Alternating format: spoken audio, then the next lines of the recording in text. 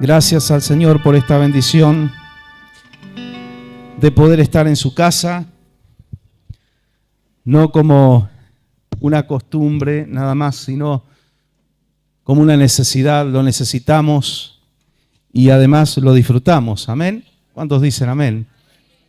¿Cuántos disfrutan de la mesa del Señor? No tenemos que menospreciar la mesa del Señor. Tenemos que valorarla, tenemos que disfrutarla, tenemos que aprovecharla y tenemos que permitir que el Espíritu Santo esté hablando a nuestras vidas. Amén. Gracias al Señor por poder servirle al Señor, porque podemos ver a un pueblo que ama la presencia de Dios y a un pueblo que anhela servirle y anhela rendirse a sus pies y decirle con esta actitud correcta, ¿no? Como los hombres en el libro de los Hechos, en el tiempo de la iglesia primitiva, cuando decían, ¿qué haremos? ¿Qué tenemos que hacer? ¿No? Así venimos delante de la presencia del Señor. Señor, ¿qué es lo que tú quieres? ¿Qué es lo que tú tienes para nosotros? ¿Qué tenemos que hacer? Amén. Y no solamente para ser salvos, ¿qué tenemos que hacer para agradarle a Él, para servirle? ¿Qué es lo que Él quiere de cada una de nuestras vidas? Amén. Antes que venir a decirle al Señor, estos son mis sueños, estos son mis proyectos, todo dejamos a los pies del Señor, pero venimos a decirle al Señor, ¿cuáles son tus planes? ¿Cuáles son tus proyectos? Usted sabe que cuando usted se rinde al Señor y pone como prioridad qué es lo que Él está pensando para nosotros, qué es lo que Él quiere, cuando usted menos se da cuenta, el Señor le está cumpliendo los anhelos de su corazón y de una forma mejor a lo que usted se imaginaba. Y esto es una realidad. Esto que le estoy diciendo no es de manual, no es de seminario, es de vivir y caminar con el Señor cada día y poder comprobar estas cosas. Eso es una realidad. Las palabras de Dios son firmes. Amén. Y el Señor tiene planes para todos nosotros. Algunos saben, algunos tienen alguna revelación, algunos han recibido alguna palabra profética, otros no, otros están en esa búsqueda. Y también hay creyentes en todos lados del mundo, pasa esto, que no les va ni les viene. Esa es la realidad. Están los creyentes que dicen, bueno, yo voy a la iglesia y que Dios me bendiga y que Dios me sane y que Dios me prospere. Y ahí se queda, y esa es todo toda la visión y toda la ambición que puede tener en la fe, ¿no? Y tanto en la vida como en la fe tenemos que tener ambiciones, ¿sí? A veces la palabra ambición suena como algo negativo, pero la palabra del Señor lo que condena es la ambición desmedida. Pero una persona que no tiene ambiciones sanas, ¿sí? ¿Usted me entiende? No avanza en nada. El Evangelio no es algo para que nos quedemos estáticos y esperemos todo de arriba. Hay una parte que tenemos que hacer nosotros porque el Señor nunca se mete con nuestra dignidad. Él respeta nuestra dignidad, lo que nosotros podemos hacer, los pasos que podemos dar, las decisiones, el esfuerzo, el trabajo, en todos los ámbitos de la vida. Y Él, cuando hacemos todo eso en la voluntad de Dios y somos fieles al Señor, Él bendice todo eso. Amén. Pero Él nos deja hacer, desarrollar, todo por supuesto dentro de su voluntad.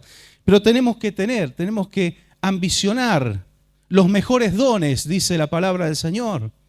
Pedirle al Espíritu Santo que Él nos equipe, que Él nos prepare, porque Él tiene propósitos. Él no vino a mi vida ni a tu vida para salvarte y nada más, y para salvar en el mejor de los casos a tus hijos y ya está, sino que esa luz de Cristo que está en tu vida tiene que salir hacia afuera.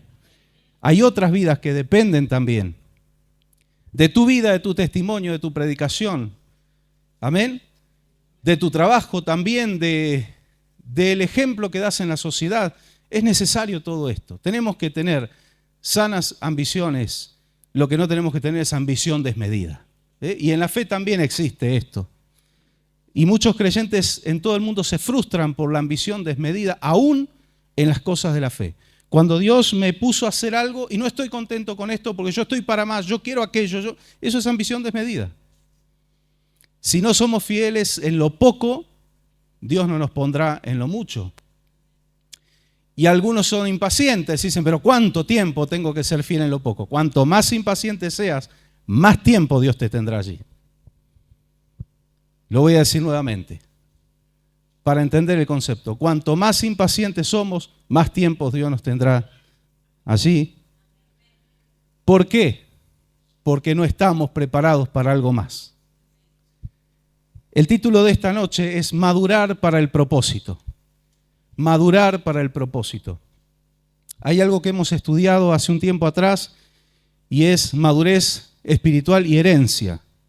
Y el apóstol Pablo explica de manera magistral, con un ejemplo, con una analogía. Dice, el que es heredero del dueño de todas las cosas, cuando es pequeño, cuando es incapaz, dice que no difiere del esclavo.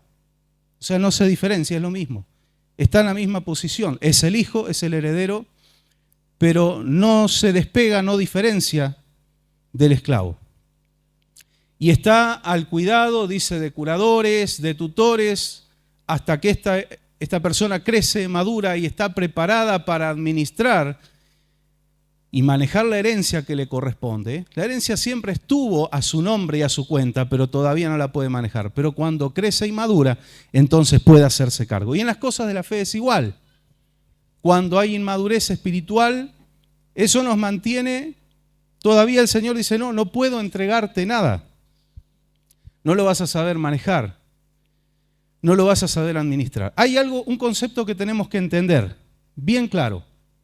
Dios nos llama y nos escoge como somos. Amén. Y gloria a Dios, por eso estamos acá. Él no dice, bueno, primero tienes que ser esto, aquello, lo otro, y después yo te llamo. No, Dios te llama como sos. Pero te ama demasiado como para dejarte así. Esa es la parte que nos cuesta entender. A veces nos quedamos en, bueno, Dios me llamó como soy y yo soy así. Y parecemos Tita Merelo, ¿viste? Yo soy así. No, el Señor dice, está bien, yo te llamé así, pero yo voy a trabajar contigo. Yo llamé al barro, pero lo voy a meter en el torno y lo voy a formar. Y si no me gusta cómo quedó, lo rompo. Pero no lo desecho, lo vuelvo a amasar y lo vuelvo a trabajar. Gracias al Señor por eso. ¿Cuántas veces? Gloria a Dios, denle un aplauso a Él.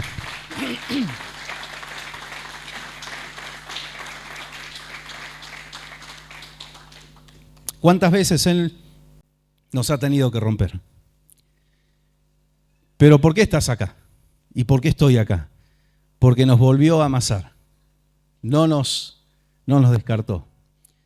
Volvió a poner la mano sobre este barro imperfecto, porque Él dice que vuelca sus tesoros en vasos de barro.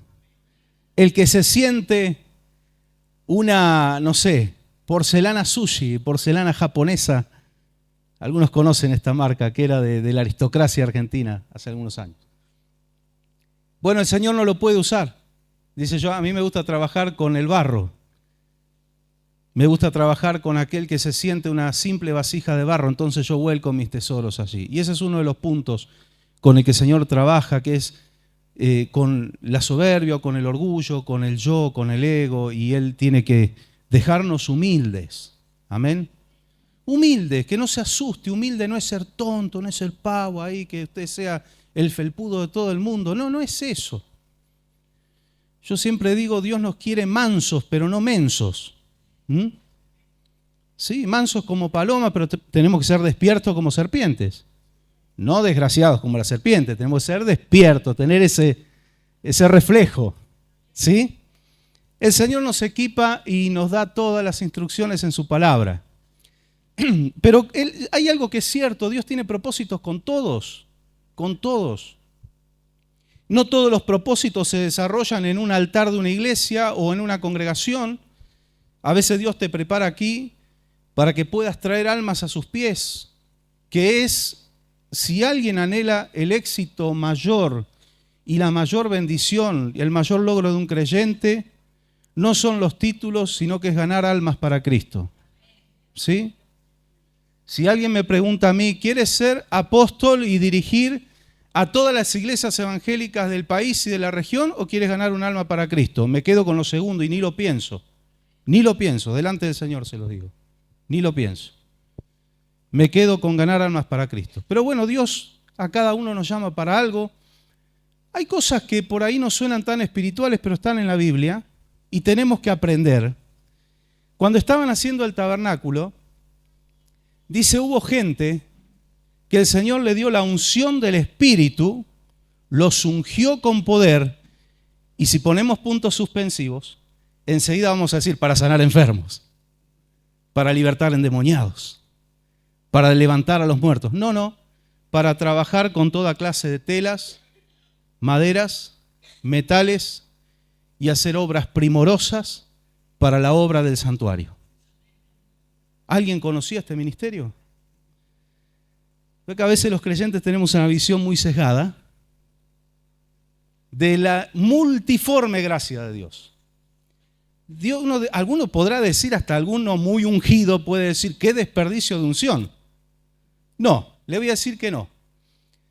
Porque con la tecnología moderna y con los conocimientos y el acopio de conocimientos que hoy existen, ningún orfebre pudo imitar, por ejemplo, hacer en una sola pieza el propiciatorio. ¿Sabe lo que era el propiciatorio? Era la tapa del arca, que además tenía 2 querubines. En una sola pieza de oro, labrada a martillo. No lo pudieron hacer, intentaron. Quisieron reproducir lo que la Biblia indicaba, siguiendo las instrucciones de la Biblia, no lo pudieron hacer. Porque pueden ser los mejores orfebres del mundo, pero no tienen la unción de Dios. Intentaron hacer la menorá. También, como está en la palabra, son aproximadamente 33 kilos de oro, de una sola pieza, labrada a martillo. Encima tenía figuras artísticas. Usted lea la descripción allí en Éxodo, hemos estudiado el tabernáculo. No lo pudieron lograr. Con toda la tecnología y los conocimientos modernos, no lo pudieron hacer.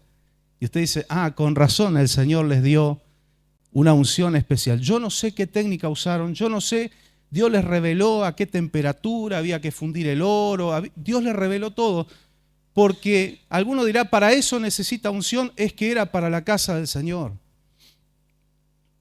Qué error cuando alguien dice, yo esto lo puedo hacer, esto me sale de taquito, ahí el Señor le va a bajar el copete. Pues nada nos sale de taquito, a veces la podemos tirar afuera también.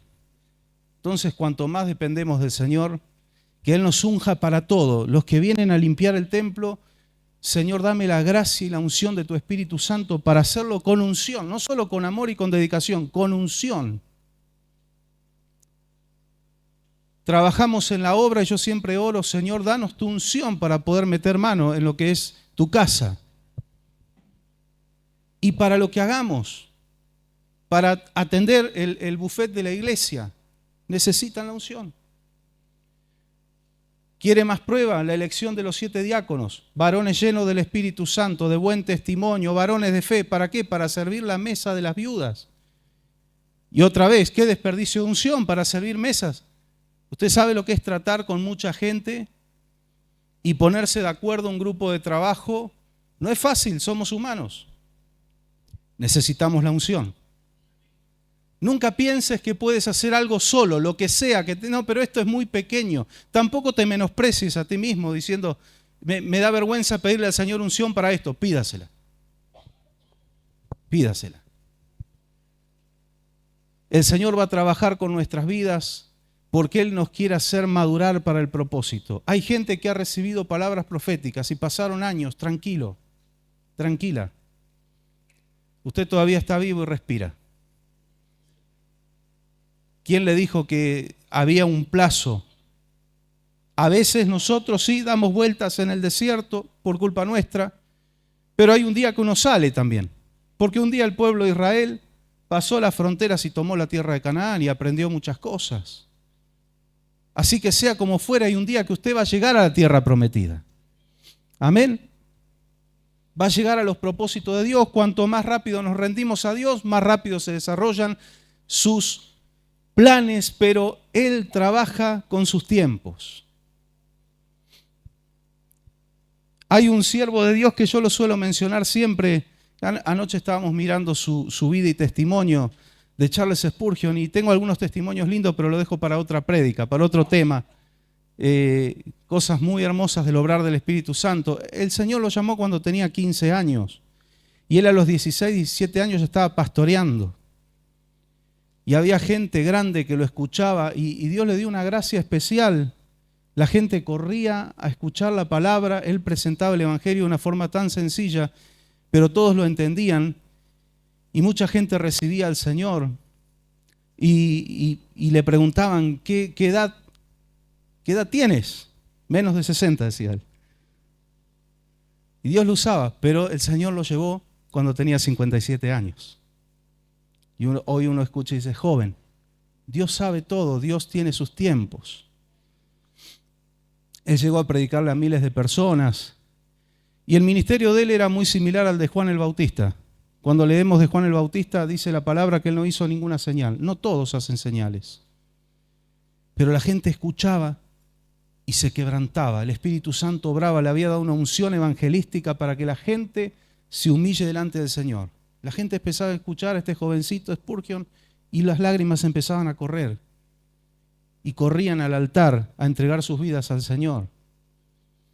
Nunca leí en un libro de él o en algún testimonio que él se haya nombrado apóstol, pero él era apóstol. Porque él llegó a fundar una escuela de pastores y muchas iglesias se abrieron en toda Inglaterra de discípulos de él. Eso es una unción de apostolado. Por eso algunos no dicen nada, pero la unción está. ¿Sabes que no es cuestión de decir yo soy? Es cuestión de que vean la unción sobre tu vida y sobre tu cabeza. Que la gente reconozca que hay algo de Dios en tu vida. Pero también Dios trató con él y también tuvo que pasar algunas penurias porque no todo era así tan de repente y automáticamente, porque Dios trata con todos. Nadie escapa, no escapamos de la escuela de Dios. Me voy a otro lado para que no me toque, te va a agarrar allá el Señor. Y te va a tratar. A menos si quieres estar en sus propósitos, ¿no? No escapamos de la escuela de Dios y gloria al Señor que así sea. Porque muchos hacen desastres justamente por no esperar los tiempos de Dios, por no estar en los propósitos de Dios, por no dejarse trabajar por el Señor.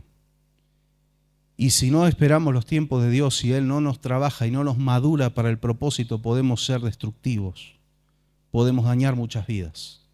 Hay una gran responsabilidad sobre el creyente. No solo sobre el pastor o sobre alguien que está en un púlpito, sobre cada uno de ustedes. Que al abrir su boca pueda salir palabra de Dios y si no es palabra de Dios, mejor no digo nada. Amén. Y no solo con nuestra boca, sino con nuestro testimonio. Amén. Y hay un caso muy, muy conocido en la Biblia que lo vamos a ver en esta noche, en Génesis 25. Y hay algunos apuntes que yo hice de algunos puntos especiales sobre la vida de este hombre del cual vamos a hablar, que yo los quiero remarcar. Y vamos a hablar de Jacob, nada más y nada menos que de Israel. Pero él cuando nació se llamaba Jacob, no se llamaba Israel. Y Jacob no era algo positivo. El nombre Jacob significaba el que suplanta, ¿sí? El que usurpa. Es un término que viene de el que agarra del talón. Nos criticaron mucho por un jugador nuestro que agarró del talón a un jugador de Chile. Hablando de agarrar del talón. Pero lo pongo como ejemplo porque ¿para qué se agarra del talón? Para que el otro no llegue al objetivo, ¿no? Que no avance. Los nuestros cobraron también, ojo, Elenita, ¿eh? También cobraron lindo. Pero era gracioso, a mí me causó gracia porque digo, eso es un tackle de rugby. Y esta era la fama de Jacob, era el que agarraba del talón para que el otro no llegue a su objetivo. Pero también hay otras cosas, ¿sabe que en las cosas que pasan en la vida, a veces decimos, ¿por qué pasa esto? Debe ser por esto. Y a veces no estamos viendo que es por esto, por aquello, por lo... Hay muchos muchas aristas con las cuales el Señor trabaja. De repente Dios estaba trabajando con su pueblo Israel 430 años en Egipto. Y uno dice, bueno, Dios endureció el corazón de Faraón, ¿para qué? Porque Dios quería ridiculizar a todos los dioses falsos que tenía Egipto, y el último dios sobre el cual el Señor ejecutó su juicio fue sobre Faraón, porque él también se creía una deidad. Entonces el Señor tenía que dejar en ridículo, con cada una de las 10 plagas, dejó en ridículo 10 dioses. Todo tenía un propósito. Entonces el Señor los retuvo por eso. No, pero además tenía que trabajar con su pueblo, que ni sabía quién era Dios. Entonces es por eso también. Sí, no, pero hay otra cosa más. Dios a su vez por el otro lado estaba trabajando con los cananeos, hasta que en un momento confluyeron dos cosas en los tiempos de Dios. Una, es tiempo de liberar a mi pueblo. Dos, es tiempo de ejecutar juicios contra los cananeos y sacarlos de la tierra. Pero la tierra era de ellos. No, Señor. Jeremías dice, la tierra es mía, dice el Señor. Yo la creé y se la doy a quien quiera. Eso es algo que tenemos que entender. Esas peleas de si son de los pueblos originarios, no, siempre hubo alguien antes.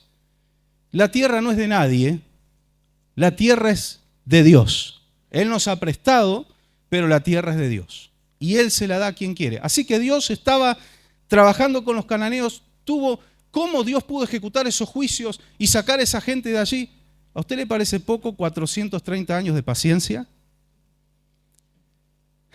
Nosotros perdemos la paciencia en 430 milisegundos. 400... ahí entiendo cuando dice Dios es lento para la ira y grande en misericordia. ¿Cuántos años tenemos? ¿Cuántos pensamos vivir?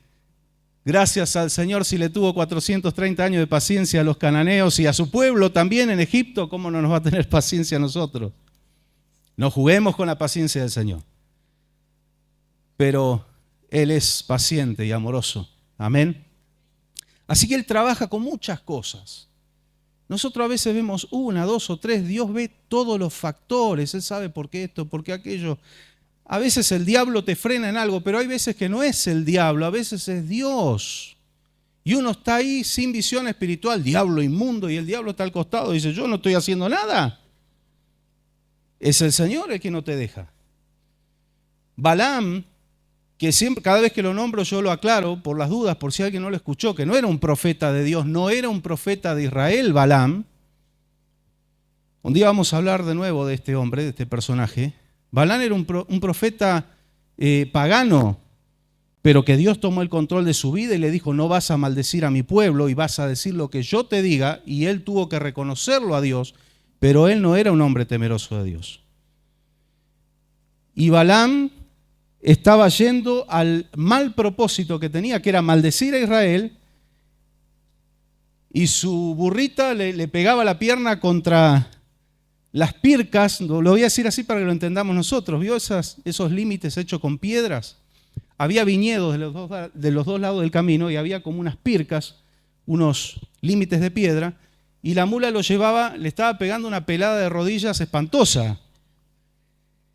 Y le daba a la pobre burra y Dios tuvo que hacer algo sobrenatural. La transformó en loro. No literal, pero hizo que la mula hablara y le dijo, ¿por qué me pegas? ¿Qué mal te he hecho yo?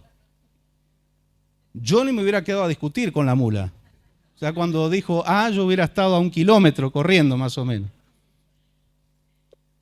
Pero cosas que sucedieron, porque Dios puede manejar la naturaleza y las reglas de la física, y Él es dueño de todo. Pasa que la mula tenía más visión que Balaam, porque estaba viendo al ángel de Jehová con la espada desenvainada que estaba esperándolo para cortarle el cogote a Balaam.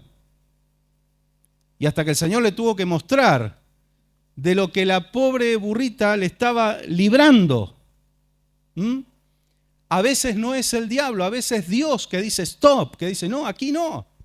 Dios nos dé la sabiduría para reconocer cuándo es una lucha, una traba que el enemigo pone, pero Dios dice, sigue adelante porque tienes que batallar. Y cuando es el Señor que dice, no sigas. Te espera el desastre. y tú no lo ves, pero yo estoy viendo todo. Ayúdanos, Señor. Bien, Génesis 25, vamos a ver algunos pasajes, otros los vamos a anotar para leer en casa por cuestión de tiempo. Génesis 25, versículo 21 al 28, 25 desde el 21 hasta el 28. Usted sabe que se repitió la historia. Isaac se casa con Rebeca y Rebeca era estéril. Usted recuerde que Isaac nació de un milagro porque su mamá Sara era estéril. Pero Dios vuelve a hacer el milagro. Él lo hace de nuevo. Y Él dice, yo soy un Dios que hago de nuevo las cosas. Yo hago nuevamente camino en el desierto. Nuevamente lo voy a hacer. Nuevamente voy a transformar un sequedal en manantiales de agua. ¿Lo viste? Yo lo hice con otros, lo puedo hacer contigo. Yo lo hago de nuevo. Al Señor no se le acaba la pila, no se le agota el límite de milagros. Él es ilimitado, Él es todopoderoso. Pero dice que su esposo oró, Isaac, vamos a leer Génesis 25, 21. Isaac oró al Señor en favor de su esposa porque era estéril. Qué lindo que es cuando en el matrimonio se ora el uno por el otro. No es solamente en la congregación o entre un grupo de hermanos, oramos por las necesidades, todo lo que nosotros vemos en el grupo de la iglesia o a veces en privado nos envían y ponemos en oración. Pero qué lindo que es también, y esto fortalece también la unión en la pareja, orar el uno por el otro. Bendiga a su esposa, bendiga a su esposo. ¿Sí? Es algo tan lindo, Dios se mete ahí. Sabe que el matrimonio es un ejemplo en la tierra de lo que es la unión de Cristo con la iglesia, y no al revés. No es que Dios usa el ejemplo del matrimonio para explicar la unión de Cristo con la iglesia. No, no, no. El matrimonio es una copia del diseño original que es la unión de Cristo con la iglesia. Mire qué importante que es. Busquen al Señor juntos. ¿Sí? Y oren. Aquí Isaac oró por su esposa. Y el Señor dice que oyó su oración. Qué lindo. Dios te va a escuchar. Amén. Y ella quedó embarazada, pero como los niños, y ahí, ¿qué pasó? El Señor hace más abundantemente de lo que esperamos, de lo que creemos. Cuidado por las dudas como ora. Pero dice que los niños luchaban dentro de su vientre y ella se preguntó, si esto va a seguir así, ella se puso mal. ¿Por qué me pasa esto a mí? Entonces fue a consultar al Señor. Y el Señor le contestó. Mire, las mujeres podían consultar al Señor para derribar cualquier mito santulón o legalista. Aquí lo vemos en la Biblia. Fue a consultar con el Señor y el Señor le respondió. Dos naciones hay en tu seno, dos pueblos se dividen desde tus entrañas, uno será más fuerte que el otro y el mayor servirá al menor. Y este versículo lo usamos cuando estudiamos sobre el hermano mayor. Nosotros como hermanos mayores tenemos que tener un espíritu de servicio con el que recién llega, con el hermano menor. Porque esto también tiene una connotación positiva. Amén. El mayor bendice al menor. Cuando llegó el momento de dar a luz, resultó que en su seno había mellizos. El primero en nacer era pelirrojo, la versión 60 dice rubio. No es la traducción exacta, esto es más exacto. Era pelirrojo, era colorado, Esaú. Porque de ahí viene el nombre, Edom, que significa rojo. Y tenía todo el cuerpo cubierto de vello. A este lo llamaron Esaú. Luego nació su hermano agarrado con una mano del talón de Esaú. Y a este lo llamaron Jacob. Cuando nacieron los mellizos, Isaac tenía 60 años. Antes vivían mucho. Entonces era un pibe todavía. de 60 años.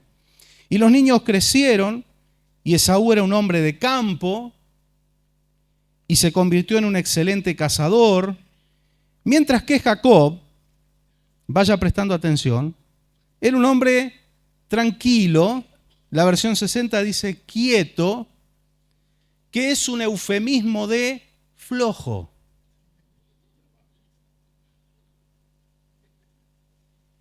Es un eufemismo de flojito.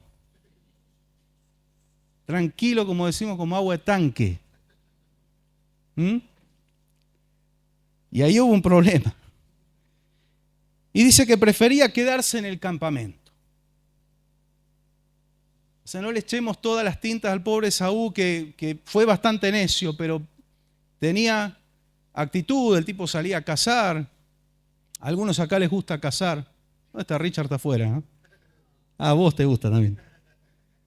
Decime, ¿no hace falta esfuerzo? Hay que ir a arañarse todo con los espinillos a la noche, morirse de frío en invierno, andar en el oscuro, cargarse el jabalí al hombro y salir no sé cuántos metros. Es todo un esfuerzo, un trabajo, ¿no? Bueno, ahora se le suma que si te agarra la policía, tenés un problema mayor. Ya implica riesgo. A vos también te gusta cazar.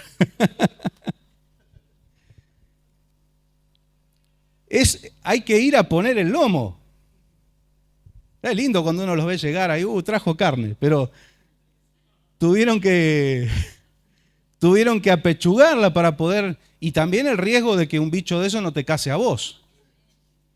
Unos compañeros de trabajo hace varios años atrás, cuando yo recién vine a Villa Mercedes, se juntaban, estábamos trabajando en muchas empresas en la Serenísima, y se juntaban y usaban la camioneta de nuestra empresa porque era toda cerrada, entonces iba el perrerío ahí adentro, nadie veía nada. Y una noche sintieron un ruido atrás, en el oscuro, y menos mal que esa noche el que tiraba tenía buena puntería, y se da vuelta y ve unos ojitos brillando y le sacudió. Y cuando fueron a alumbrarlos era un puma, y ahí lo remató. ¿Cómo terminó la historia? Estaba riquísimo el puma. No, de verdad. Buenísimo. Muy bueno. El que no comió, no le recomiendo enfrentarse al puma, pero el puma estaba queriéndolos cazar a ellos. Dice que es raro, pero bueno, cuando están con hambre puede pasar, ¿no? Ha pasado muchas veces. Es un riesgo. Todo eso Esaú venía todo arañado, oliendo a campo, dice otro eufemismo de que olía mal, olía a campo, eso lo decía su papá. Y venía ahí cansado, trasnochado y traía lo que había cazado y lo preparaba. Y Jacob estaba limando las uñas.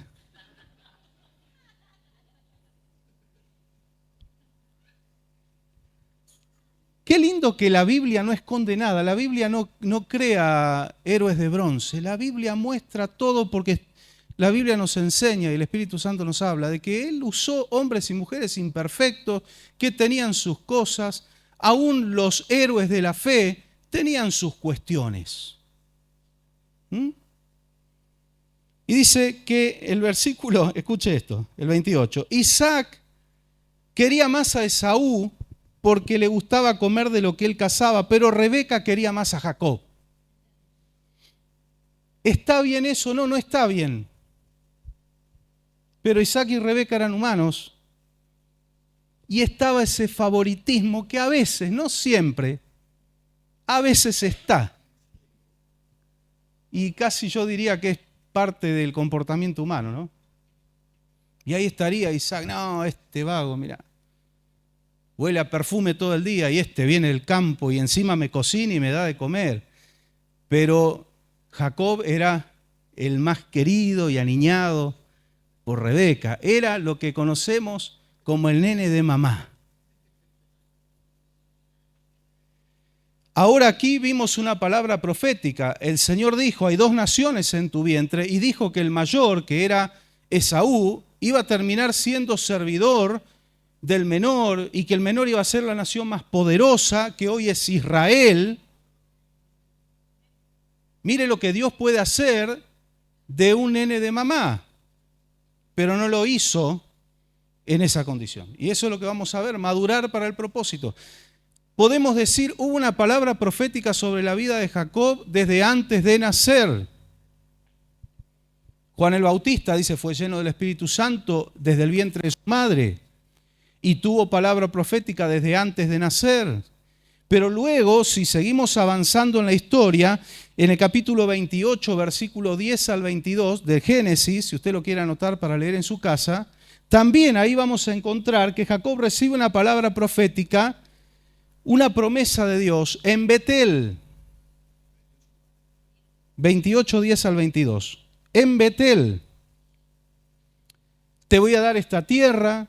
Ahora, ¿cuándo le da esa palabra? Cuando él estaba huyendo de su hermano. Porque ¿qué pasó? Usted ya sabe la historia, ¿no? Antes era algo muy serio y muy importante la primogenitura. Tenía una bendición especial, tenía una preponderancia sobre los hermanos menores. Y usted fíjese que después de los 12 hijos que tuvo Jacob, yendo un poquito más adelante en la historia, la preponderancia no la tuvo el mayor, que fue Rubén. La tuvo primero Leví y después Judá. ¿Cómo Dios puede romper con los estatutos sociales, puede romper con las costumbres, puede romper con la tradición? El Señor hace las cosas bien y nada lo puede frenar. Y hubo otra palabra profética y allí él hace un pacto con Dios.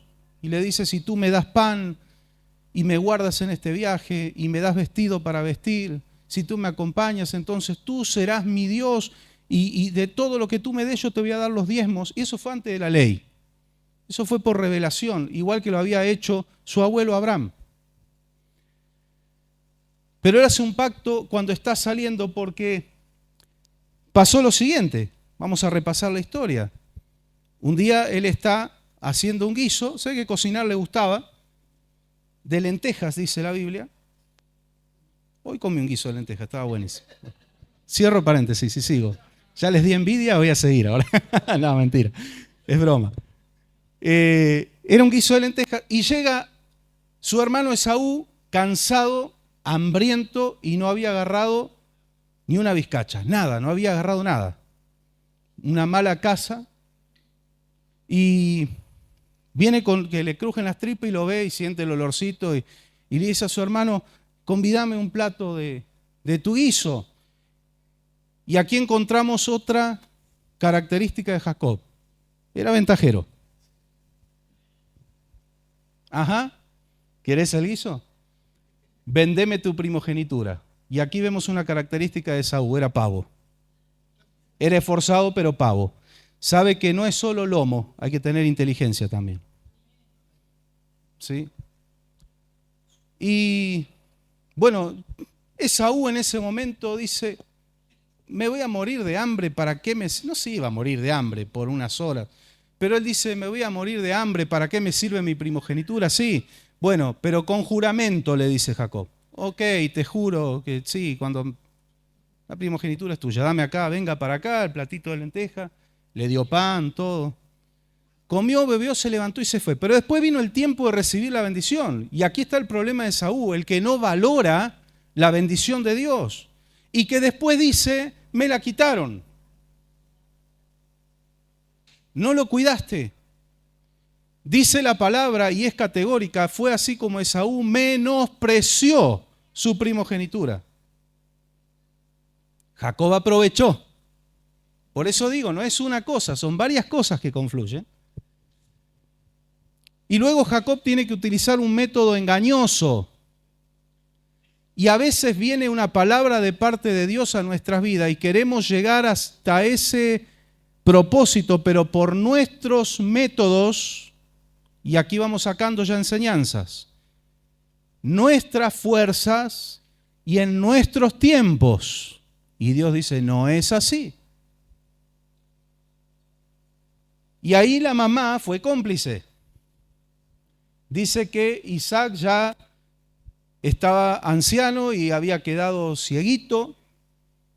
Y él aprovechó y la mamá le dijo, mirá, yo te voy a preparar un guiso con carne, vamos a hacer como que sos Esaú y vos le vas a decir a tu papá que sos Esaú. Jacob dice, pero me va a reconocer porque yo soy lampiño y este parece un oso, es todo peludo, ¿cómo hago con...? No, mirá, vamos a agarrar el cuero del animal, yo te voy a vestir, te voy a cubrir bien, y cuando él te palpe, él va a decir, ese es Esaú. Así fue, así pasó, y Isaac medio que no se convenció y le dice, la piel es como mi hijo Esaú, pero la voz es de Jacob. ¿Qué pasó acá? Pero bueno, Jacob lo termina convenciendo. Yo le digo, sí, papá, tomó como el guiso, no habrá querido hablar mucho. Isaac come de lo que supuestamente Esaú le había traído de su cacería y demás, y le da la bendición. Ahí nomás se borra Jacob, al rato llega Esaú. Hola papá, vengo a buscar mi bendición. ¿Qué? ¿Quién sos? Soy tu hijo Esaú. No, ahí se da cuenta Isaac. Dice, me engañó tu hermano, recién acabo de darle la bendición, pues se armó una. No, pero padre, le dice, ¿no tienes otra bendición para mí? No, hay una sola y ya se la he dado a tu hermano. Por supuesto, los propósitos de Dios estaban allí. Y esto nos habla de la exclusividad de la bendición de Dios. No hay una copia de la bendición de Dios. No hay copia. El incienso que se preparaba para ese sacrificio que se le daba al Señor, esa ofrenda de incienso, ese perfume con el altar de oro que estaba al lado del cortinado del lugar santísimo en el santuario, el Señor había explicado, dice, nadie se haga una copia de esta receta porque es mía, es exclusiva. El incienso es la oración y la adoración. El Señor está diciendo, solo a mí. El clamor, la petición, la gratitud, la adoración, no es para nadie más, porque no hay otro Dios fuera de Él.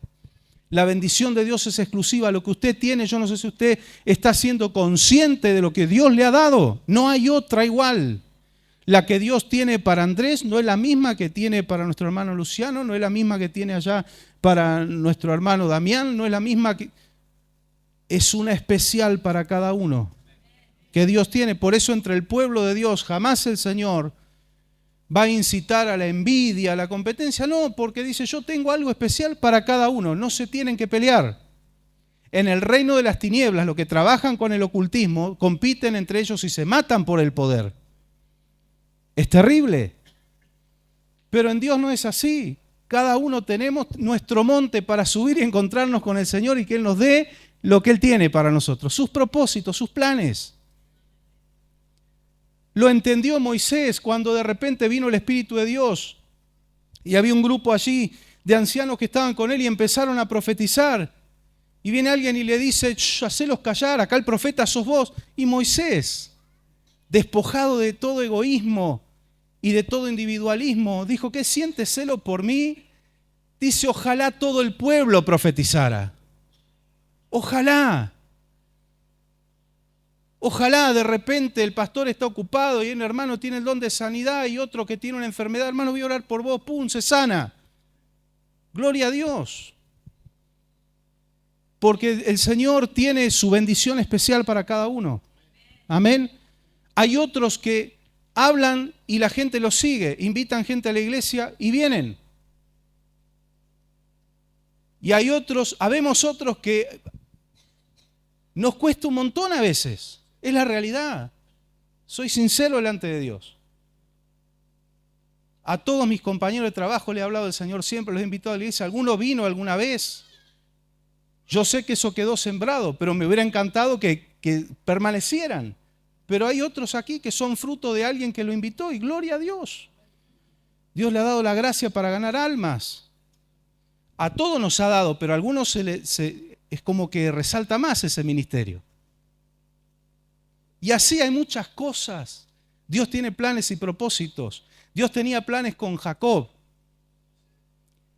Y el Señor los desarrolló, pero tuvo que trabajar en él. Hubo que trabajar y tuvo que madurarlo para que se cumpliera el propósito. Tenemos la profecía antes de nacer. Luego, cuando sucede esto, ¿qué pasó? Esaú dijo, lo voy a matar, se encegueció. No le importó que era su hermano y planeó matarlo. Y Jacob lo supo y su mamá lo supo y Rebeca le dijo a Jacob, vení, mirá, tu hermano está que echa humo por las narices, te quiere matar, andate, andate. Y lo manda a tierras de Labán, que eran familiares, antes era así, hasta que la tierra se fue llenando. Y él emprende ese viaje y viene esa revelación de Dios, que él ve una escalera donde los ángeles subían y bajaban. Él cuando se despierta dice, esta es la casa de Dios. Y dicen los eruditos, y esto me llamó poderosamente la atención, que lo que en realidad dice el texto original, porque el templo no se edificó ahí, ¿no le parece curioso eso? Que fue en el monte Moriah, no fue ahí en Betel.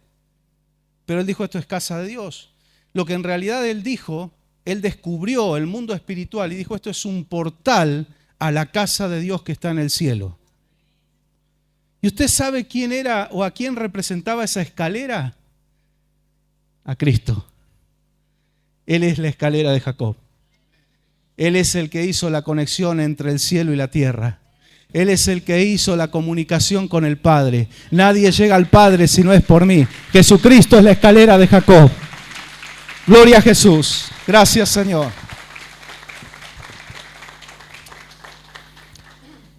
Y él emprende el camino, pero como dijo algún político que tuvimos alguna vez, pasaron cosas. En el medio pasaron cosas. Porque pasaron 20 años hasta que por fin sucedió. Vamos al capítulo 32, versículo 22 de Génesis. Génesis 32, 22. Y vamos a leer hasta el 30.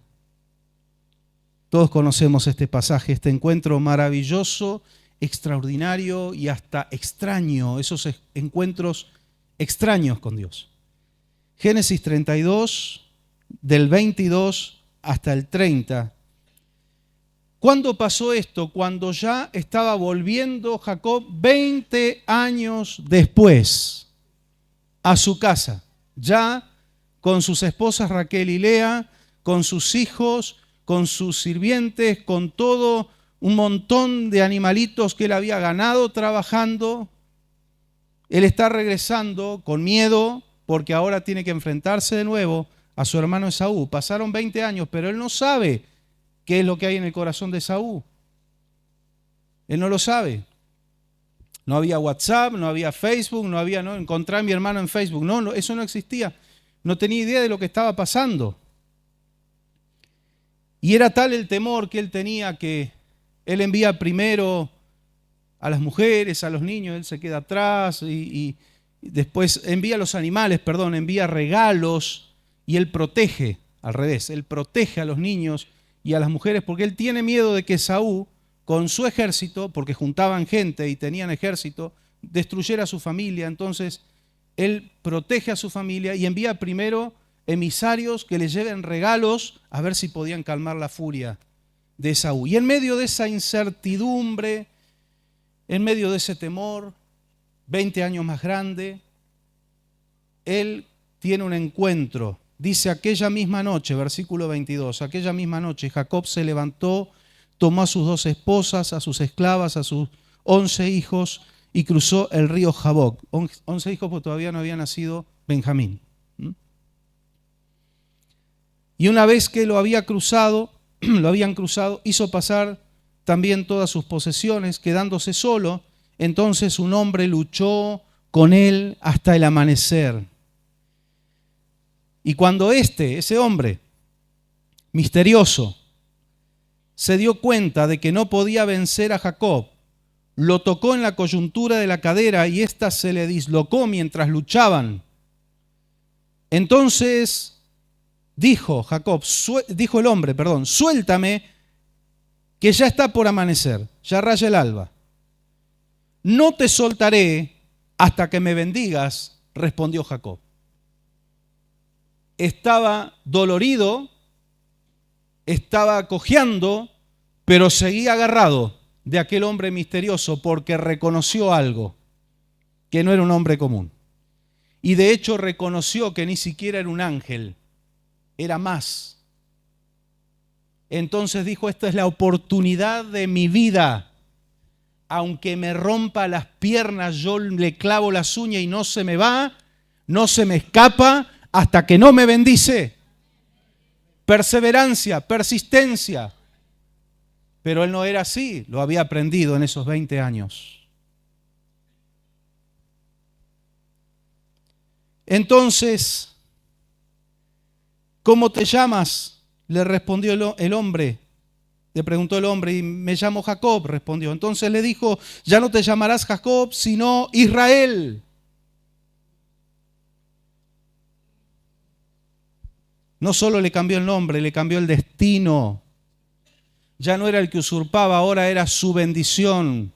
Ya no era el que agarraba el talón, ahora era el protagonista de la historia. Pero tuvo que madurar para eso. La palabra profética estaba desde antes de nacer, pero Dios no podía desarrollar esos propósitos hasta que él no madurara.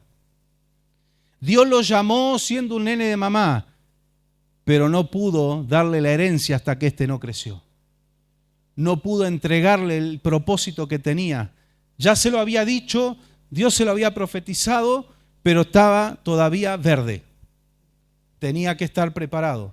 Recién en esos 20 años que pasaron, se encuentra ahora con este hombre y le cambia el nombre. Ya no se llama el usurpador, el que agarra del talón. Ahora se llama el que lucha con Dios y vence, el que lucha con los hombres y vence. Y otro significado de Israel es soldado de Dios. Ya no es usurpador, ya no es el que necesita quitarle la bendición a otro, es el que tiene su propia bendición, es el que tiene su propio encuentro con Dios, porque él le había dicho algo a Dios. Hay que prestar atención y acordarnos de lo que le decimos al Señor. Él le había dicho, si tú, Señor, me guardas, me traes con salud, me traes con prosperidad nuevamente a esta tierra. Él pensaba que iba a volver cuando se estaba yendo. Tú serás mi Dios. Qué importante que es el encuentro personal. No es del Dios de mamá, no es el Dios de papá, no es el Dios de mi abuelo Abraham, que fue un hombre de fe, me lo contaron mis padres. Qué hermoso todo eso, pero ahora yo quiero tener una relación con el Señor. Ahora yo quiero tener una comunión con Dios. Ahora yo quiero ver la mano de Dios en mi vida. Quiero que sea mi Dios y yo ser su siervo. Cambió el destino. Dios lo tenía preparado, pero tuvo que pasar un proceso. ¿Por qué si a mí me dieron una palabra profética de esto y aquello todavía no la veo? Tranquilo, Dios te está procesando.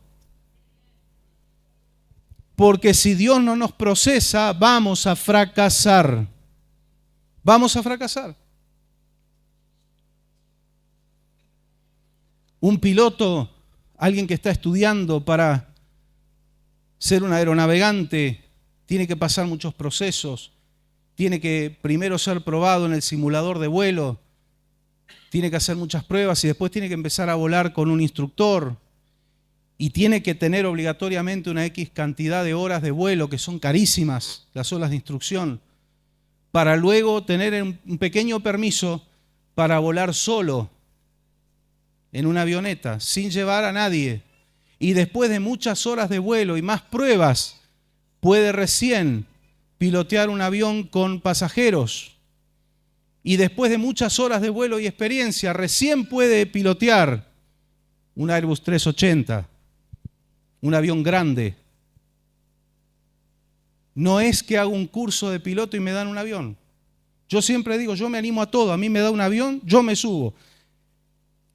Que despegue ya sería un milagro. Esa es otra historia. Hay cosas que no se pueden tocar de oído.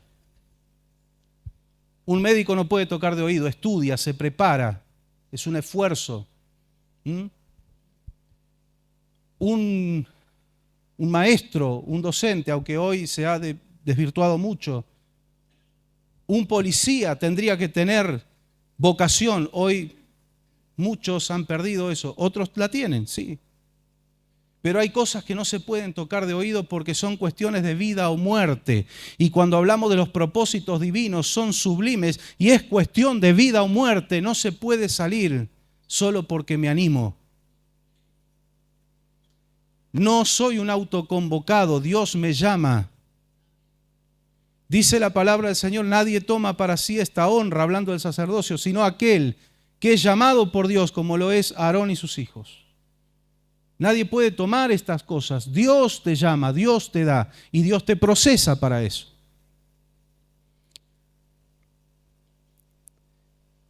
Entonces, dice, ya no te llamarás Jacob, sino Israel. Estoy en el versículo 28. Porque has luchado con Dios y con los hombres y has vencido. ¿Y tú cómo te llamas?, preguntó Jacob. Y él respondió, ¿por qué preguntas cómo me llamo? ¿No le suena de otro lado esto? El papá de Sansón, ¿cómo te llamas? Yo quiero saber tu nombre. Mire qué gracia que tenemos. No sé si ustedes se dan cuenta de lo que está pasando aquí. Nosotros conocemos el nombre de Dios y lo podemos mencionar. Para los judíos y para los antiguos era un tabú, era como algo prohibido mencionar el nombre de Dios. Pero el Señor había dicho algo en profecía para nosotros. Revelaré mi nombre a los gentiles. Revelaré mi nombre a los gentiles. Él se ha revelado a nosotros. Usted no sabe el privilegio que usted tiene en sus manos de conocer al Señor, saber cuando hay un milagro quién fue y cómo se llama. No tenemos que preguntar cómo te llamas. En otra oportunidad, aquí lo dejó con la incógnita. ¿Por qué preguntas cómo me llamo? Y en ese mismo lugar lo bendijo. Jacob llamó a aquel lugar, y ahí vemos que se dio cuenta quién era, Peniel, porque dijo, he visto a Dios cara a cara y todavía sigo con vida. Peniel significa rostro de Dios. Él supo que no era un ángel nada más, que era Dios. Dios mismo se le presentó. El famoso ángel de Jehová, que era Jesucristo, cuando se materializaba, se hacía visible en el antiguo pacto e hizo muchas intervenciones en la historia, Jesucristo, como el ángel del Señor, no un ángel, sino el ángel del Señor. Ahora se había encontrado con este que cuando salió era el nene de mamá. De una palabra profética para nuestras vidas hasta su cumplimiento hay un camino. ¿Cuántos dicen amén? Un camino que recorrer. Dios forja nuestro carácter. Dios trabaja con nuestras debilidades. Dios trabaja con nuestras flojeras. Para transformarlas en puntos fuertes. Lo que es tu debilidad hoy tiene que ser tu punto fuerte mañana. Amén. Solo Él así podrá desarrollar sus planes y propósitos en nuestras vidas. Tenemos que entender esto y no frustrarnos, sino dejar que Él trabaje y que en sus tiempos Él haga lo que tiene que hacer con nuestras vidas. Jacob dejó de ser el nene de mamá para transformarse en un próspero hacendado, porque no vino con las manos vacías, vino bendecido. En un valiente padre de familia, en un trabajador esforzado y sobre todo padre de una nación y no de cualquier nación, del pueblo de Dios. Dios quiere varones esforzados, mujeres esforzadas. Dios siempre llamó, cuando usted lee la Biblia, llamó a gente que estaba trabajando. Porque el Señor dice, en mi obra hay que trabajar. En mi obra hay que respetar horarios, en mi obra hay que respetar autoridades, en mi obra hay que poner el lomo, en mi obra hay que poner la mente, en mi obra hay que poner atención, en mi obra hay que sufrir. Cuando el Señor lo llama a Pablo, a Saulo de Tarso, ¿qué dice el Señor? Yo le voy a enseñar a este cuánto es necesario sufrir por la causa del Evangelio. Yo pensé que venía a tu camino, Señor, como escuché por ahí algún eslogan, pare de sufrir. Claro, hay que entender lo siguiente. Dejamos y vencemos todo lo que es los sufrimientos del pecado, de no tener a Dios, de no tener las armas del Espíritu, cosas que el mundo sufre y no sabe para dónde correr. Eso se termina, pero el enemigo se nos pone de frente y se nos para de mano y tenemos que enfrentarlo, pero estamos armados. Amén. Y Dios nos prepara. Otro asunto de vida o muerte es el soldado. No puede salir al frente de batalla siendo blandito, por eso lo verduguean y lo tratan mal. ¿Por qué? No es una cuestión personal, es para poder forjar su carácter, su temple, porque cuando escucha el primer plomo, si no, con el enemigo no te juntás a tomar mates y a charlar, te quiere matar, entonces tenés que estar preparado para soportar eso. y ser letal con el enemigo? Por eso el Señor, ¿por qué, Señor, me tratas tan duramente? Es que el diablo no te va a querer. Yo te perdono, el diablo no. Entonces tiene que estar bien preparado, bien armado y no huir, sino enfrentarlo con mis armas. Dios trabaja con nosotros. ¿Qué es lo que pasó en el medio? Lo vamos a ver en Génesis 31, 38, cómo llegó a ser así Jacob, ese hombre valiente, padre de familia, prosperado económicamente, padre de una nación. ¿Cómo llegó hasta eso? Bueno, resulta que en un momento, después de algo más de 20 años, Jacob dice basta y huye de la casa de su suegro Labán, se va con las dos hijas de Labán, que eran sus esposas, Raquel y Lea, con sus hijos, con todas las cosas que leímos que él llevaba. Y a los 3 días le avisan a Labán, che, se borró tu yerno. Y a él lo que le preocupaba más no era tanto el yerno ni las hijas siquiera, era quién me cuida las ovejas. Porque él también había prosperado con Jacob en su casa. Y dice que 7 días tardó en alcanzarlo, pero la noche que le estaba por dar alcance, porque Labán no iba a dialogar con Jacob, escuche bien, Labán iba a reventarlo a Jacob. Lo iba a limpiar y se iba a traer a sus hijas y a todas las cosas y se quería quedar con todos los animales que Jacob había ganado trabajando. Porque cuando usted se va para atrás en la Biblia y ve, Labán ya de jovencito era un interesado. Bien árabe. Sí. Entonces la noche que le está por dar alcance a Jacob y a todo el campamento que Jacob tenía, Dios se le revela a Labán y le dice, cuidado con tocar a Jacob. ¿Se acuerda cuando vimos la historia de Alejandro Magno cuando estaba por entrar a Jerusalén? Dios se le presenta y le dice, cuidado con meterte con mi templo y con mi ciudad. Cuidado, andá y dialogá y charlá con él. No vayas a levantar tu mano contra Jacob. Entonces Labán tiene que tranquilizarse y al otro día se encuentran. Y Jacob se enoja con él. Versículo 36. Lo podemos leer desde el 38. Dice, durante los 20 años que estuve contigo, le dice a su suegro, a Labán, nunca abortaron tus ovejas ni tus cabras, ni jamás me comí un carnero de tus rebaños. Nunca te traje un animal despedazado por las fieras, ya que yo mismo me hacía cargo de esa pérdida. Además, lo que se robaban de día o de noche, tú me lo reclamabas. De día me consumía el calor, de noche me moría de frío y ni dormir podía. De los 20 años que estuve en tu casa, 14 te serví por tus 2 hijas y 6 por tu ganado, y cambiaste mi salario 10 veces. Si no hubiera estado conmigo, ¿y cuántos decimos amén a esto?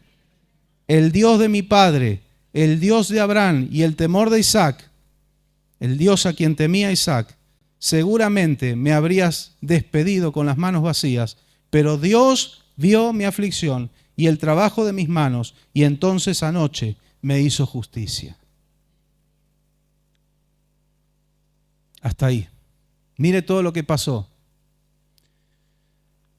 En el proceso que Dios nos hace pasar, Dios no es tirano, y aún del proceso vas a sacar algo. No solo aprendizaje, Dios le dio provisión. Del proceso que él tuvo que pasar, hubo un resarcimiento. Si vemos más adelante la historia, cuando sale Israel de Egipto, ¿cómo salió? Con las manos llenas. El Señor hizo que indemnizaran a su pueblo por la esclavitud. Todas las joyas, todas las alhajas, todo el oro, la plata, el bronce que era de los egipcios, el Señor dijo, pídanselo, ellos se lo va a dar, ustedes se van a llevar toda la riqueza de Egipto. Y uno puede decir, eso es un abuso de parte de Dios. No, Señor, su hijo Israel, su pueblo, había estado sirviendo a Egipto más de 400 años. El Señor dijo, no se me van con las manos vacías. Yo trabajé con ellos, yo los traté, pero ahora yo los voy a bendecir. Yo los voy a resarcir. Yo les voy a restituir. Aún de los procesos vas a salir bendecido. No solo se van a cumplir los propósitos en tu vida, sino que Dios te va a indemnizar. Así es el Señor. Fiel, poderoso, generoso. Gloria al Señor. Yo anoté al menos unos 9 puntos donde Dios trabajó, que Dios tuvo que trabajar en la vida de Jacob. Lo trató duramente con las debilidades y defectos que él tenía. El punto número 1, él era un hijo aniñado de mamá. ¿Qué hizo el Señor? Lo sacó del campamento, lejos de su familia. Ya no estaba más mamá que me preparaba la comida o que me daba las cosas para prepararla. Ahora tengo que ver cómo me arreglo. Era flojo, quieto, tranquilo, y tuvo que trabajar duramente. Ya lo leímos cuando le dijo y le recriminó a su suegro todo lo que tuvo que hacer. Lo hizo un trabajador. 3, le gustaba quedarse en la tienda y tuvo que trabajar a la intemperie. Los 20 años, y eso es algo que también se lo dijo a su suegro, me moría de frío, me moría de calor. ¿Cómo era antes? A mí me gusta quedarme en la carpita. El Señor dijo, afuera de la carpita. Ahora vas a ir a cuidar ovejas al rayo del sol, con el frío del desierto en la noche, y vas a tener que aguantar. Si hay algo que el Señor hace es trabajar con nuestro lomo. El que tiene todavía el precinto de fábrica, el lomo, que nunca lo dobló, el Señor le va a cortar el precinto y a trabajar. Yo me acuerdo cuando yo estaba trabajando en una fábrica, entré con 17 años, pero yo de los 10 años trabajo. No sé cómo me tomaron, faltaban 3 meses para cumplir los 18.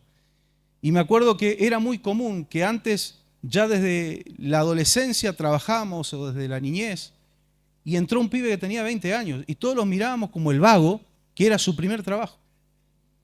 Era como recién a los 20 años vas a trabajar. Lo veíamos así. Antes era así. Y la gente de mi edad o más grande me lo puede decir. Y no, al diablo con las sensibilidades y el cristal, antes te trataban, pibe, te trataban así. Sí, barrían el piso con vos. Pero eso nos forjó el carácter. El bullying, le pusieron bullying en inglés, eso existió desde siempre. La cargada, la verdugueada, que la nariz, que las orejas, que el petizo, que el... ¿Y cuál era la terapia? Cada tanto se la devolvíamos. No nos suicidábamos porque se burlaban de nosotros. Pero todo esto hay un sistema que hay muchas cosas concatenadas para ablandar al ser humano, para dañarlo al ser humano. Con la excusa de te cuidamos. Hoy hay niños que no tienen la fortaleza para enfrentar esas cosas y se quitan la vida. En otro tiempo quizá hubiéramos reaccionado de otra forma. El Señor no quiere cristianos de cristal, porque Satanás no respeta ningún cristal. Tenemos que estar forjados en el horno de Dios.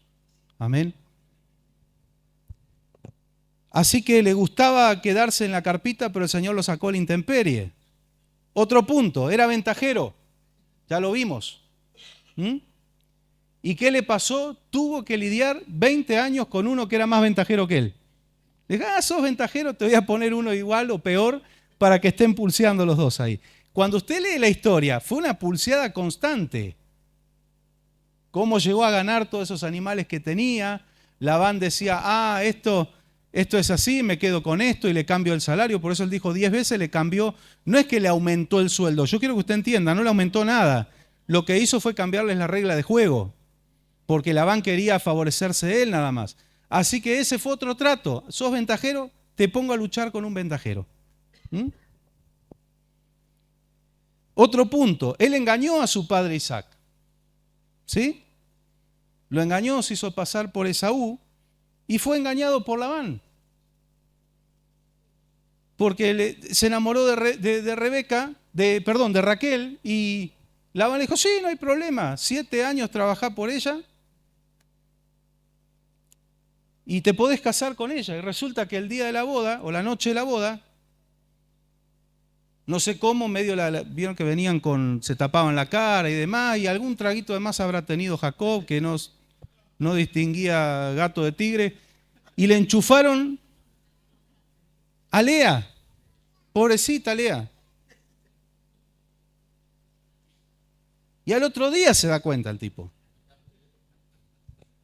¿Y qué has hecho? Ah, no, le dice Labán. Él enseguida inventaba las reglas. Dice, es costumbre en nuestro pueblo que primero se da la hermana mayor en casamiento y después la menor. ¿Y por qué no me lo dijiste antes? No, pero no te hagas problema. Ahí nomás solucionó Labán. Trabaja 7 años más por Raquel y te puedes casar con ella. Ahora hay algo que tenemos que entender. No es que él después de 7 años se casa con Raquel, no. Él hace ese pacto con Labán y dice, eso sí era una regla, dice, cumple tu semana nupcial con Lea, y después de una semana se casó con Raquel, pero quedó debiendo los 7 años, tuvo que trabajar 7 años. Y hubo algo muy lindo allí. Ahí encontramos el verdadero amor. Dice que esos 7 años le parecieron pocos porque la amaba.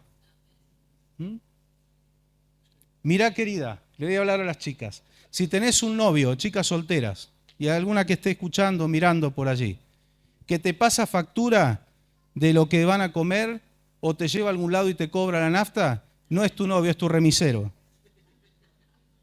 Despegate. No hay amor ahí. A lo sumo hay alguien queriendo fundar una sociedad, una empresa, no hay amor. Y no me importa hoy que el feminismo, que esto, que el otro. No, el hombre tiene que ser caballero. ¿Sí? Y Dios nos diseñó a los hombres para ser los que traen el sustento. Obviamente la mujer ayuda, también la Biblia habla de mujeres que trabajan, pero para ayudar la obligación es nuestra. Así que muchachos, a ponerse los pantalones porque la obligación de mantener una casa es del hombre. La mujer te puede ayudar. Pero vemos ahí lo que hace el amor. El amor, ¿cómo le vas a estar cobrando a tu novia algo? ¿O a tu esposa?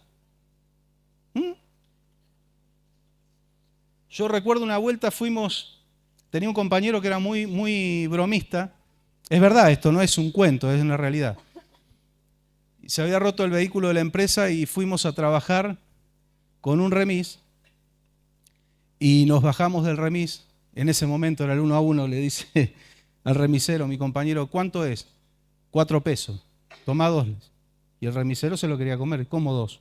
4. Y si vos también viniste, le dice. Vos también poné la mitad. Obviamente le pagó los 4, ¿no? Pues si no, nos iba a matar a todos. Pero es verdad esto. No, esas cosas no. Jacob, gustoso, sabía que Labán lo estaba embromando, pero él dijo, yo amo a esta mujer, yo voy a trabajar los 7 años por ella. Y dice la Biblia, qué lindo que remarca eso, le parecieron pocos porque la amaba. Qué bueno. Así que bueno, él engañó a Isaac, fue engañado por su suegro. Ahí nomás el Señor le fue dando, ¿qué le pasó a Saulo de Tarso? Era perseguidor de la iglesia, pasó a ser perseguido. Porque Dios nos ama, pero Él no tiene hijos predilectos. Todos tenemos que pagar el precio. Usted dirá, no, pero usted acaba de leer, pastor, que dice, amé a Jacob y aborrecí a Esaú. No, eso no es predilección. Eso es que Dios estaba sabiendo qué corazón iba a tener y qué actitudes iba a tener Esaú y qué actitudes iba a tener Jacob. Porque Jacob no fue el mismo cuando volvió y se encontró con el Señor. Era otro. Otro punto, le gustaban los atajos y tuvo que aprender a recorrer el camino y esperar los tiempos de Dios. Tuvo que aprender perseverancia. No era que comprando la bendición y haciendo una trampita ya soy el acreedor de la bendición. El Señor dice, ok, esos eran tus métodos, ahora yo voy a trabajar con los míos. 20 años laburando para Labán. Y soportando penurias. No hay atajos. En el cuento de la Caperucita, al que toma el atajo se lo come el lobo. Y en el cuento de la vida es igual. No hay atajos. Bueno, si hago un seminario y un curso acelerado, en 3 meses soy pastor. No. Bien por el curso acelerado, guarda esos conocimientos, te pueden servir, pero el Señor te va a hacer pasar por el valle, te va a hacer pasar por un montón de cosas. Como hoy decía al principio el hermano Spurgeon, él de jovencito el Señor lo llamó, pero tuvo que pasar también cosas muy tristes y difíciles en su vida. Dios lo trató. No escapamos de la escuela de Dios. ¿Qué más? Dependía mucho de su mamá y de la seguridad de su casa y tuvo que enfrentar la incertidumbre de no saber qué va a pasar mañana, qué voy a comer, dónde voy a terminar, seguiré vivo, alguien me va a matar en el camino. Él tuvo que aprender a enfrentar la incertidumbre y depender de Dios. A veces Dios te quita muletas en las que te apoyabas. No lo hace de malo, es para que aprendas a apoyarte en Él y a depender de Él. Otro punto, huyó de su casa por temor, por miedo a su hermano, terror diría yo. Volvió 20 años después, también con miedo. Pero ¿sabe qué? Tuvo que aprender a vencerlo, tuvo que aprender a enfrentar las situaciones. Él huyó, pero ahora él volvía a enfrentar la situación. Y algo importante, aprender a cerrar capítulos en la vida. Cuando quedan capítulos abiertos, cosas inconclusas, hay algo en la mente y en el corazón que te va a robar la paz constantemente.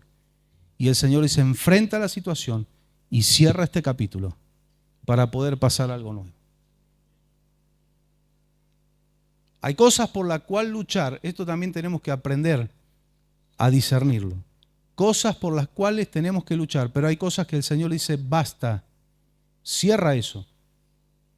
Después vamos a encontrar en la historia que los edomitas y los israelitas fueron enemigos, pero individualmente Jacob tuvo que ir a solucionar las cosas con su hermano. Un día lo tuvo que enfrentar. Hay cosas que tienes que enfrentar y que seguro te dan miedo, o te causan ansiedad, o te causan estrés. Pero tienes que vencer eso y a pesar del miedo, a pesar de la ansiedad, voy a cerrar esto. Voy a terminarlo. Y vamos a pasar a algo nuevo. ¿Usted cree que a Jesucristo la cruz no le daba estrés, temor, ansiedad? ¿Vio la oración de él en Getsemaní? Se rompían los capilares de la piel y el sudor se le mezclaba con la sangre. Por eso cuando dice como grandes gotas de sangre caía su sudor, era literal, porque era una persona, y esto los médicos lo saben explicar mejor, que estaba bajo una presión, una tensión y un estrés extremo. Jesús no tuvo un problema en el corazón o un ACV porque era joven, porque era sano y además porque el Padre lo cuidaba, porque tenía que cumplir el propósito en la cruz, no por una enfermedad. Pero cualquier persona podría haber terminado allí su vida. Eso hay que pensarlo también. Y él estaba en esa lucha interna porque la parte humana estaba de Jesús. Era su cuero el que iba a estar en la cruz, al que le iban a clavar las espinas que iban a rasgar su frente, el que le iban a desgarrar la espalda, que lo iban a clavar en una madera toda astillada y le iban a romper los tendones del calcañar y de sus manos, no sus huesos. Sus huesos estaba profetizado que no se podían tocar, porque ya en Pascuas dice, y era la regla que Dios había puesto, no romperás ningún hueso, no quebrarás ningún hueso del Cordero Pascual. Y él era el Cordero, Jesucristo. Pero todo eso, ¿quién quiere pasar por allí? Yo siempre digo, yo puedo agarrar a cualquiera de ustedes y decirle, mirá, te van a escupir, te van a traicionar tus amigos, te van a clavar en la cruz, te van a romper todo, te van a desfigurar. Por eso Isaías habla de que no estaba desfigurado el Señor. Estaba irreconocible. Todo eso te va a pasar, pero quédate tranquilo que al tercer día resucitas. ¿Usted aceptaría? Sí, todo bien, que voy a resucitar, pero ¿y esto? Y lo tienes que pasar. Era un capítulo que Jesús tenía que cerrar. Le dio temor. le dio ansiedad, le produjo un estrés extremo. Él dijo, Padre, si es posible, si hubiera algo, una pequeña posibilidad en tus planes, pasa de mí esta copa. Pero enseguida él decía, que no se haga mi voluntad, sino la tuya, Señor. Yo solo te pido esto, es lo que yo siento, estoy así en este momento, pero estoy dispuesto a hacer tu voluntad. Y llegó un momento que dice que los ángeles vinieron a servirle y a fortalecerle al Señor. Pero él se dispuso. Hubo un quiebre. Se paró y dijo, ok, vamos.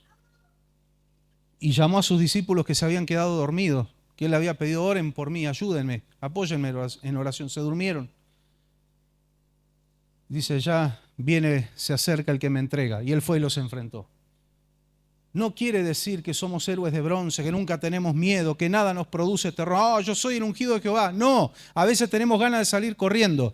Pero la diferencia es que el Espíritu Santo nos asiste para que a pesar del estrés, a pesar de las tensiones que a veces tenemos que soportar, nos paremos en victoria y enfrentemos la situación. Vamos a cerrar este capítulo. Vamos a cumplir los propósitos de Dios.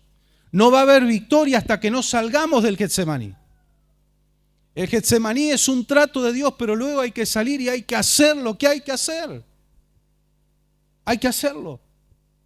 Esto lo aprendió Jacob a pesar del miedo que le tenía a su hermano. Él venció, despejó el miedo y fue a hablar con él.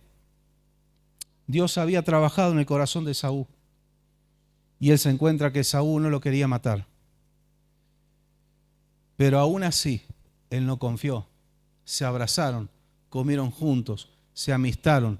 Pero dijo, andemos juntos, le dijo Esaú, y vamos para tal lado. Y él le dijo, no, anda vos, yo después te alcanzo. Y él se fue para otro lado. Él se fue a Sucot. Porque él dijo, puede que el día que mueran nuestros padres, este me quiera matar. Todavía desconfiado. Esto es una lección también, ¿eh? Tú puedes cerrar las cuentas con tu enemigo, pero no le des la espalda. Cuida tu espalda. Ayúdanos, Señor. Y por último, él aprendió la humildad. Él aprendió que la forma de ir a enfrentar a su hermano era con humildad. Él podría haber ido a decir, pero Esaú, vos te enojaste conmigo y en realidad vos fuiste el que me vendiste la bendición, yo te voy a reclamar, esa bendición era mía, ¿por qué tuve que huir y tuve que trabajar por culpa tuya? No, nada de eso se cruzó por la mente de Jacob. Él fue y dijo, voy con regalos, voy con humildad, y fue bien recibido por lo menos. Aprendió humildad. Aprendió otra cosa muy importante, que por más que luches con el hombre, que por más que luches con tus fuerzas, Dios es el que determina la bendición. Él había luchado con los hombres, él había luchado con su hermano, él había luchado aún con su padre, que tuvo que hacerle creer que era Esaú, él había luchado con Labán, él había luchado aún con los ladrones que en el campo robaban los animales de Labán, él había luchado con todas sus fuerzas humanas, pero él no cambia su nombre a Israel y el propósito no se cumple hasta que tiene un encuentro con Dios. Hasta que es Dios el que le dice, este es el tiempo, este es el momento. No podemos acelerar las cosas. ¿Sabe qué? En el reino de los cielos no existe el microondas. No hay microondas, hay crisol, que es distinto. Donde el oro es purificado por altas temperaturas, por el fuego, y se separa la escoria y queda el metal precioso. Dice el Señor en su palabra que nuestra fe es más preciosa todavía que el oro y tiene que ser probada por el fuego. No hay microondas. Saco un líder en 3 meses. No. El Señor dice, yo lo trato, yo lo trabajo. Dios está trabajando con tu vida para que el propósito se cumpla. No te impacientes. Esto es como en la escuela. Si en una prueba te fue mal es porque no aprendiste bien. Hoy lamentablemente tenemos un sistema educativo destruido. Y no estoy hablando de los sueldos ni los edificios. Estoy hablando del nivel educativo, que es lo más grave. Y nadie alzó banderas para quejarse de eso en muchos años. pero han destruido el sistema educativo, donde no importa si no aprendiste, pasa igual. Esa persona es un futuro peligro para la sociedad. Lamentablemente, porque hay cosas que no superaron, no aprendieron, igual van. Y yo temo que algún día empiecen a hacer eso con carreras que son complicadas a nivel terciario. Y bueno, este no sabe ni cómo agarrar un bisturí, pero ahí está, sos cirujano. Dios nos libre. Dios nos libre. En el reino de los cielos no es así. Cuando algo no superaste, Dios te vuelve a tomar prueba. Cuando algo no lo aprendiste, te vuelve a meter ahí el Señor. No aprendiste algo, al desierto de nuevo. Y hasta que no lo superes, no pasas al próximo nivel. Dios no regala títulos. No regala propósitos. Él llamó al nene de mamá, lo llamó como era el ventajero, era el que engañaba, era el que suplantaba, y Dios ya le puso el ojo y dijo, yo tengo planes contigo, pero sé lo que voy a hacer, yo voy a trabajar contigo. Y después de que lo trabajó en el crisol, lo trabajó en el torno, le dio la forma que él quería, dijo, ahora sí. No es que era perfecto Jacob, no es que cuando volvió era un ángel Jacob, no, tenía todavía algunas cuestiones, pero el Señor había trabajado con aquellas cosas que le iban a ser un impedimento para que los propósitos se cumplieran en su vida. Dios va a romper los impedimentos, pero ayúdanos, Señor, porque tenemos que estar preparados. Todos nosotros estamos bajo la mirada del Señor. Todos, desde el más nuevito, el que llegó hace poco al camino del Señor, Dios lo tiene en cuenta. Yo siempre comparo, y con esto ya terminamos, ¿no? Yo, por ejemplo, soy un amante de los fierros, y a mí me gusta a veces mirar programas donde agarran esas chatarras que son autos clásicos y le hacen todo un trabajo a fondo, y uno lo mira y dice, esto no está todo oxidado, no tiene cómo arreglar, pero hay alguien amante de los clásicos y lo gasta una fortuna, se gasta lo que valen 4 autos, pero lo deja así. Y yo lo veo a Dios como un restaurador, que ve esa chatarra que está tirada ahí, que está oxidada, que nadie le presta atención y que dicen esto es un desperdicio, es una molestia, y el Señor lo mira y dice, de tal color va a quedar perfecto. Y le voy a poner un motor así, y vas a ver cómo este va a arrancar y cómo va a llamar la atención. Él está visualizando, Él llamó borrachos que cuando vinieron al altar estaban borrachos y el Señor dijo, te voy a hacer mi siervo. Porque Dios ya está viendo el proyecto, el proceso y el producto terminado. La visión del Señor. Recuerdo, termino con este testimonio, un pastor de Tucumán que conocimos en Santiago del Estero, en un seminario, y compartíamos la mesa juntos, un hermano muy lindo en el Señor, y él decía, yo era un jovencito perdido en el alcohol, mi vida estaba arruinada ya desde adolescente, joven, yo ya era alcohólico, y en aquellos años en la Plaza Constitución, en la capital federal, se hacían campañas evangelísticas, y muchas personas llegaban a los pies del Señor y hacían bautismos en la fuente de la plaza. Pastor Celcio Contreras hacía campañas, un siervo de Dios muy conocido, del partido con el Señor. Y si yo llegué, por casualidad estaba ahí en la Plaza Constitución y escuché el mensaje y el Señor tocó mi vida y yo me entregué al Señor, y este hombre era profeta de Dios y le dijo, yo voy a hacer que conozcas el mundo, te voy a llevar a diferentes países. Dice, yo todavía era un borrachín que no tenía un centavo partido al medio en el bolsillo, pero yo le creía al Señor. Y dije, si Dios va a hacer que conozca el mundo, me voy a preparar. Y él estudió, Dios lo libertó del alcoholismo. Él empezó a trabajar y termina trabajando en la aerolínea de bandera, en Austral. Y termina representando a Australia, aerolíneas argentinas, en diferentes países del mundo. Y a él lo llevaban a armar los stands de la empresa y él estaba allí, conoció un montón de lugares, conoció Europa, estuvo en Estados Unidos. Y él es un hombre ya grande de edad y él dijo, Dios es fiel, cuando Dios habla algo, Él ya sabe cómo lo va a hacer. Aunque tú lo veas imposible, pero ponte en las manos del Señor. El problema está con aquellos que se zafan constantemente de las manos del Señor. Nunca Dios va a poder terminar. No es porque Dios no pueda, es porque el hombre no quiere muchas veces. Mientras estemos en las manos del Señor, Él va a trabajar. Él va a hacer lo que dijo que ibas a hacer. Él lo va a hacer. Pero son procesos que hay que pasar. Yo te invito a estar de pie en esta noche. Gracias al Señor por su Espíritu Santo, por su palabra bendita y gloriosa. Cerramos nuestros ojos y decimos gracias, Señor, por habernos llamado a cada uno de nosotros.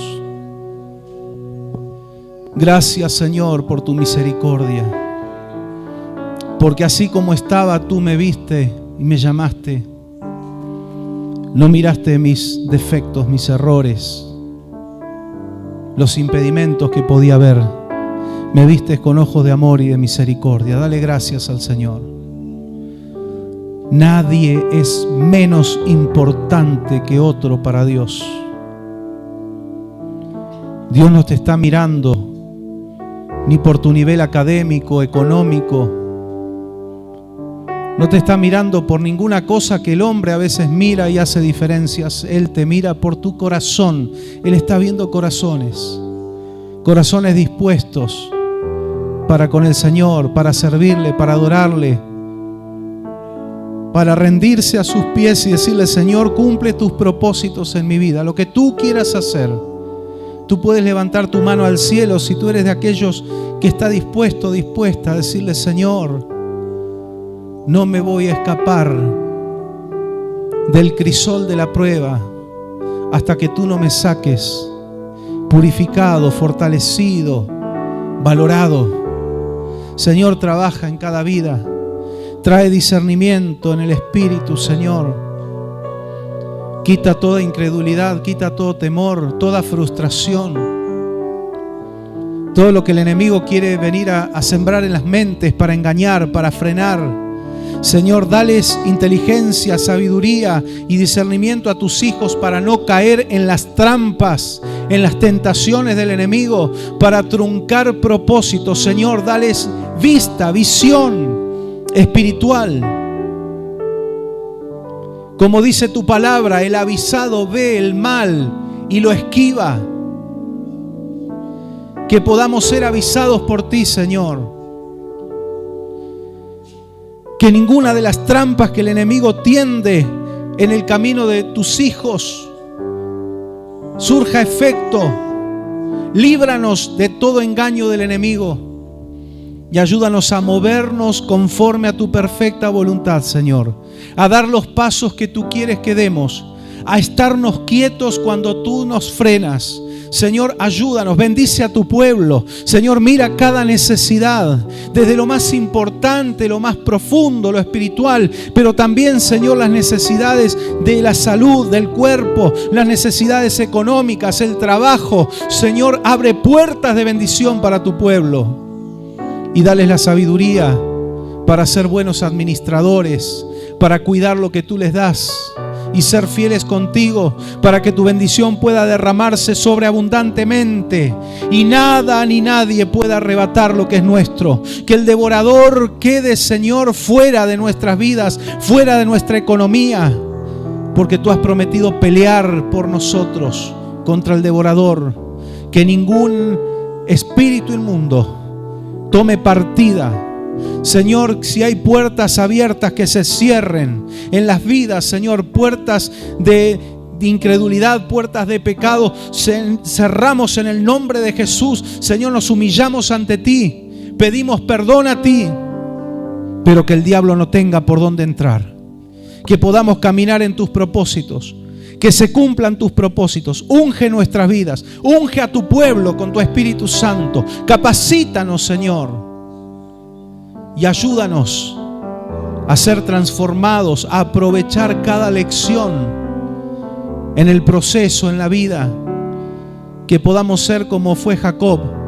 Fue tratado por ti, pero él aprendió, se fortaleció y se prendió de ti. Señor, somos conscientes que más allá del esfuerzo que hay que hacer, pero eres tú quien determinas la bendición. Y este pueblo tuyo es un pueblo bendito, Señor.